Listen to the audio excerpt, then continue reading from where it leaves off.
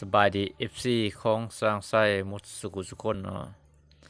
สำหรับคลิปนี้ก็พบพ่อกับสร้างไส้คือเก่าคือเดิมนะพี่น้องเนาะสำหรับคลิปนี้ก็สีเงาๆเนี่ยจะมาพยากรณ์อากาศตั้งแต่วันที่3หาวันที่16เดือน4ปี2025นะพี่น้อง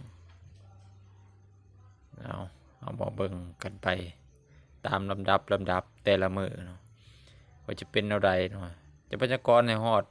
ผู้แหละสงกรานต์พี่น้องสภาพอากาศจะเป็นอะไรเป็นตะหลินหรือบ่เป็นตะหลินปีนี้ก็ติดตามมันนำกันนะพี่น้องมันจะเป็นแนวใดสภาพอากาศไม่ขายของพวกเฮาติดตามไปนำกันเพราะสิลงขายเครื่องหรือบ่ลงหรือแนวใดเนาะพี่น้องจะหลินน้ำเซ่น้ำยังบ่หรือว่าสิหลินตามถกตามทางเนาะก็มาเบิ่งไปนำกันนะพี่น้องอาจจะมาเบิ่งลมก่อนเนาะในช่วงแรกของเบิ่งลมของวันที่3เนี่ยสำหรับวันที่3โอ้ยลิ้นกับพันกันลมก็ยังสิแห้งอยู่เนาะพี่น้องเนาะในภาคกลางเนาะส่วนภาคอื่นก็บ่ปานใดเนาะภาคกลางยังแห้งอยู่เนาะอากาศยังหนาวเย็นอยู่เนาะในวันที่3นี่เนาะเบิ่งไปนำกันเข้าสู่วันที่4ลมก็จะคอยลงเนาะพี่น้องอุณหภูมิก็จะเพิ่มขึ้นเนาะช่วงนี้อากาศก็จะแปรปรวนแน่เนาะพี่น้องเนาะอันนี้เป็นลมเนาะพี่น้องเบิ่งลมเด้อพี่น้องลมหยุดปึ๊บวันที่4หลังจากนั้นจะมาเบิ่งฝนบัดนี้เนาะพี่น้อง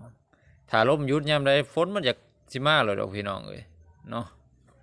ฝนกับลมมันบ่อยากอยู่นำกันมันได้แยกกันอยู่พี่น้องนี่เนาะเอามาเบิ่งฝนพี่น้องบัดนี้ว่าสิมีมื้อใดเขตใดอยู่ไสติดตามฝนไปนำกันบัดนี้เนาะพี่น้องก็เพื่อแจ้งเตือนให้กับพี่น้องได้ครับผมรับทราบและเตรียมทำให้รับมือเนาะเกี่ยวกับพายุฤดูร้อนเนาะในช่วงของต้นเดือน4เนาะปี2025นี่เนาะเริ่มแรกกันที่วันที่3เนาะวันที่5เนาะจากใส่กระลงเนาะวันที่5เนาะฝนเริ่มจะตกเนาะอยู่ที่ทางภาคเหนือเนาะพี่น้องแล้วก็นับตั้งแต่พุ่นแหละบริคับไส้ขึ้นไปฮอดภาคเหนือสุดผงซาลีมีฝนเนาะพี่น้องไทยยังค่อนข้างจะเกิดเป็นพายุฤดูร้อนเนาะในวันที่5เนาะส่วนว่าเก่าก็สู่วันที่6ฝนก็ยังจะแซ่อยู่ทางเก่าเนาะพี่น้องแถวภาคเหนือแล้วก็ภาคกลางแถวตอนเหนือพุ่นแหละเนาะภาคสวรรณเขตขึ้นไปเนาะสวรรณเขตก็ถือเล็กๆน้อยๆเนาะในวันที่6เนาะพี่น้องในวันที่7ฝนจะยับลงมาทางภาคใต้แล้วก็แถวสวรรณเขตเนาะฝนจะตกเนาะซึ่งปรากฏการณ์ฝนตกแบบนี้จะเป็นพายุฤดูร้อนเป็นส่วนใหญ่นะพี่น้องอาจจะมีพาเหลื่อมพาแม่พาเนาะเป็นลมกระโชกแห้งเนาะเป็นบางจุดบางบอนเนาะแต่ทั่วทุกภาคของประเทศลาวมีฝนนะพี่น้องมีโอกาสเป็นฝนตกหนักนะพี่น้องก็เก็บทำไมครับมือกันวันที่8ฝนบ่มีทั่วทุกภาคนะพี่น้องอุณหภูมิก็สูงอยู่นะพี่น้อง30 กว่าองศาเนาะอุณหภูมิ30 ปลายองศาวันที่9บัดนี้เนาะวันที่9ก็ยังบ่มีฝนยังบ่มีลมเนาะพี่น้อง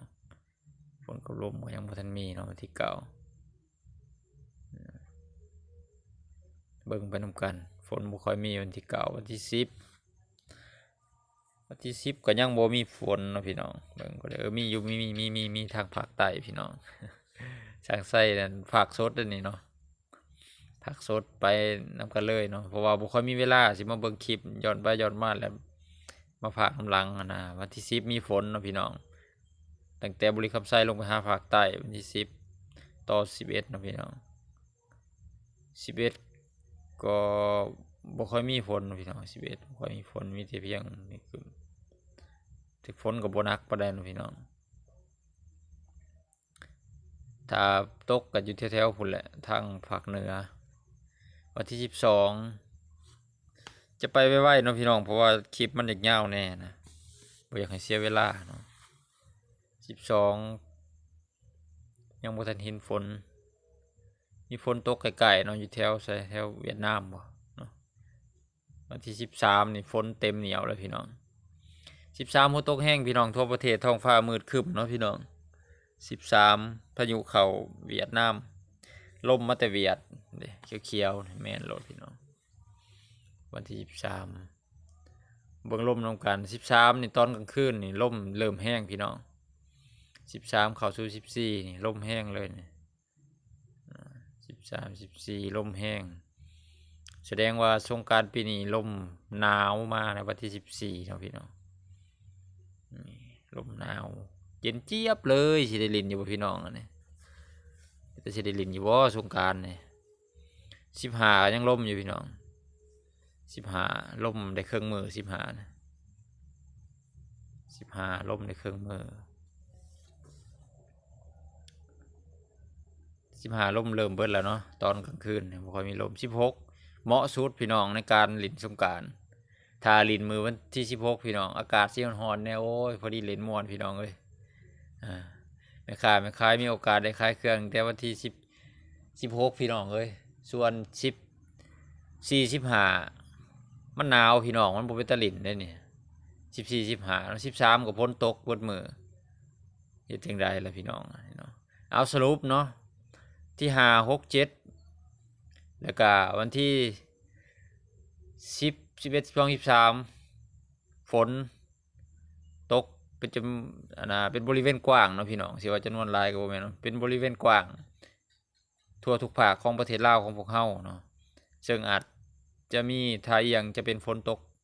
หนักได้เนาะพี่น้องส่วนว่าวันที่14 15ลมหนาวจะเข้ามาพัดอยู่ที่ทางภาคกลางของประเทศลาวของพวกเฮาเนาะเอาสรุปย่อๆแบบนั้นเนาะพี่น้องเนาะสำหรับผู้ใดที่เขาว่าเบิ่งคลิปนี้แล้วก็ตัวใดขาดตกบกพร่องผิดพลาดประการใดก็ขอโทษขออภัยเนาะพี่น้องเนาะเนื่องจากว่าสร้างไส้ก็บ่อยากให้มันเป็นคลิปยาวเนาะแต่ก็อยากอัดเทื่อเดียวให้มันได้หลายมื้อนะเพื่อแจ้งเตือนกันได้หลายมื้อเลยเนาะเพราะว่าสร้างไส้ก็บ่ค่อยมีเวลาเพราะว่าติดภารกิจหลายช่วงนี้ก็ไปเฮ็ดเวียกหลายหม่องหลายที่เนาะพี่น้องเนาะออกเวียกนอกแน่ก็สิบ่ค่อยมามีเวลามาเฮ็ดคลิปเฮ็ดหยังให้กับ FC ได้เบิ่งได้ชมจังได๋ก็ขอโทษขออภัยเนาะสำหรับผู้ใดที่เข้ามาเบิ่งก็อย่าลืมกดแชร์บอกกล่าวเบาเตือนให้กับพี่น้องได้เบิ่งนำกันเนาะพี่น้องเนาะขอบใจ